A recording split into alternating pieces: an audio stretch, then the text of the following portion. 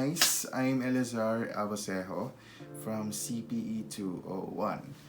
I'm going to explain in this video the different applications of differential equations as well as my experiences in learning differential equations during this pandemic through online class. So let's get started with this video. So yun, let's start sa experience ko in learning differential equations online. Number one is I am happy, I am satisfied, and it's okay for me to learn math online. Why? Because the modules are good. The modules are simple, short, direct to the point, and comprehensive.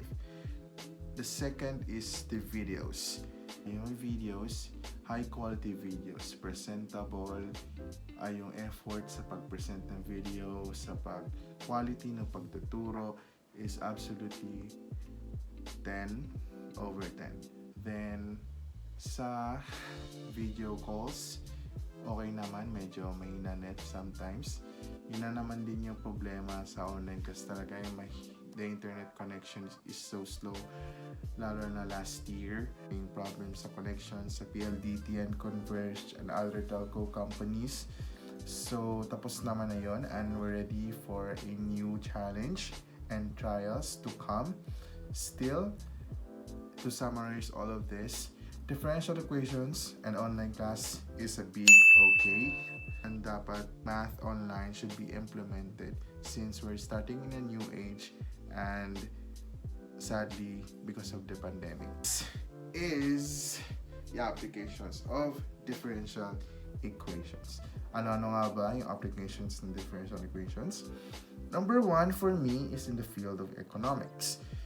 I read a macroeconomics book and it has a lot of differential equations, to be honest. I read about the continuously compounded formula, which is the future worth is equal to the principal multiplied by e raised to the product of rate and time.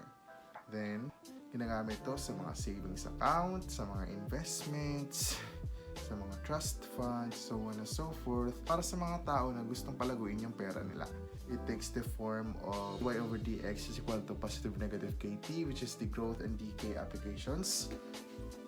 Then you're just going to do some variable separations and then some integrations. Then voila, you can actually take the formula for the continuously compounded or formula or interest.